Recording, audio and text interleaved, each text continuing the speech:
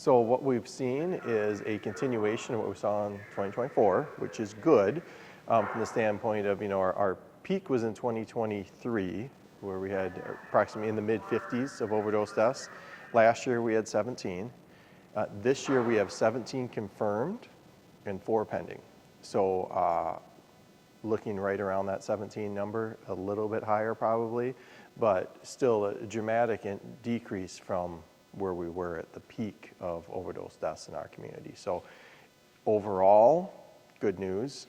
17 is still too many, and obviously this is still we're still responding to overdose deaths, overdoses 1 to 3 a month that are requiring Narcan in our community. So this has not gone away by any means, and we're looking out for other new trends that may be coming our way. I think this is something that there was never going to be one magic silver bullet for this problem. But I think what you've seen is overall a lot of movement from a lot of different areas. So we had increase of Narcan. I think that's been all along, that's been really, really important. Better training for overdoses, both for lay people and EMS responders and first responders. So focusing on respiratory care, Narcan, things of that nature. And then the prevention, we have really worked on education, which is still key, getting far ahead of this so people don't stumble into addiction in the first place. And then expanding treatment, obviously, is another one that has been really crucial. And and we continue to work with law enforcement on limiting the number of these drugs that come into the community as well.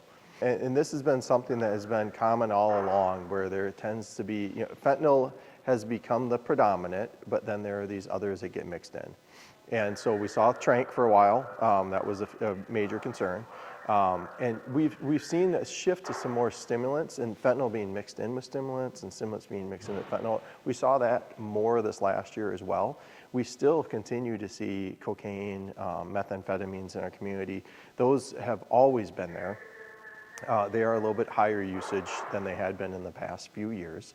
And so we see that occasionally. In fact, every now and then we'll see overdoses from people that thought they were taking a stimulant, but it was fentanyl instead. So that's the importance of the test strips. There are across the country, there are other drugs that, similar to tranq, that have been introduced. We have not yet seen those here. But the underlying treatment and the core of this treatment of an overdose remains the same. Respiratory treatment and Narcan for the opiate component of it. And then utilizing good airway management for EMS and first responders.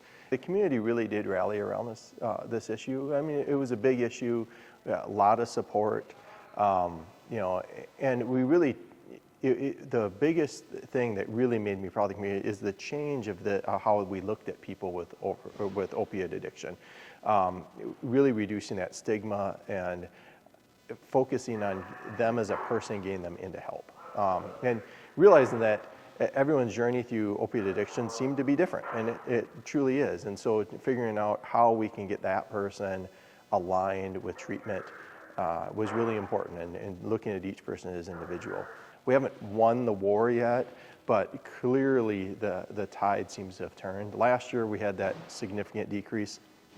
Everyone was wondering, is this sustainable, or is this just some sort of anomaly in the data? But looking at, this is year 2 now, so I'm very hopeful that we really have kind of changed the direction for sure. No longer continuing to increase deaths, made a dramatic decrease in the deaths, and we'll continue to work forward and build off of what we've done. So hopefully we can get to that 0 number in the next few years. Anytime they can add in these adulterants, something that doesn't respond to Narcan, that's more potent, that comes in the community, and then mixing these drugs with other drugs they don't realize, whether it be marijuana, amphetamines, cocaine, people purchasing these and then having fentanyl mixed in or some other drug mixed in that would cause an overdose that they weren't prepared for.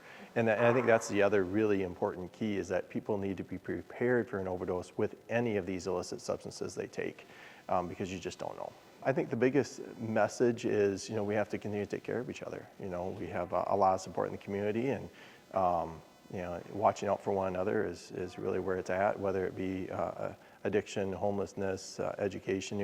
There's lots of issues every community faces, and we can't, no one area can do this alone. We have to work together to solve these really complex problems that you find in society. These are not simple issues to fix. They're deeply rooted in other issues that you have to work on solving.